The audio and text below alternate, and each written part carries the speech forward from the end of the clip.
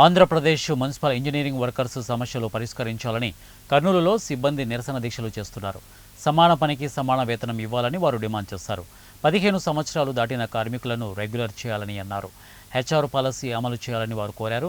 విధి నిర్వహణలో చనిపోయిన కార్మికుల కుటుంబాలకు ప్రభుత్వం తగిన న్యాయం చేయాలని అన్నారు.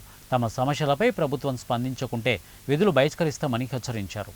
ఇంజనీరింగ్ కార్మికుల న్యాయమైన డిమాండ్లను వెంటనే నెరవేర్చాలి. ఇంజనీరింగ్ కార్మికుల ఐక్యత వర్ధిల్లాలి. ఇంజనీరింగ్ కార్మికుల ఐక్యత వర్ధిల్లాలి. ఇంజనీరింగ్ కార్మికుల ఐక్యత వర్ధిల్లాలి. సమాన పనికి సమాన.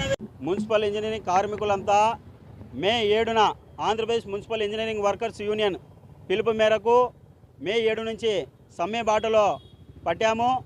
కార్మికులందరూ కూడా గత 30 ఏళ్ల నుంచి ప్రజలందరికీ కూడా మంచినీటిని మరియు వీధి దీపాలను, అదేవిధంగా పార్కు కార్మికులు, వర్క్ ఇన్స్పెక్టర్లు, ట్యాబ్ ఇన్స్పెక్టర్లు, ఫిల్టర్ బెడ్ ఆపరేటర్లు, ఈ విధంగా అనేక రకాలైనటువంటి ప్రజలందరికీ కూడా సేవలు అందిస్తున్నప్పటికీ కూడా ఆంధ్రప్రదేశ్ ప్రభుత్వము దాదాపుగా 30 ఏళ్ల నుంచి పనిచేస్తున్నటువంటి కార్మికులను ప్రజెంట్ శాలరీ వచ్చేసి 13,087 రూపాయలుగా ఇస్తున్నారు.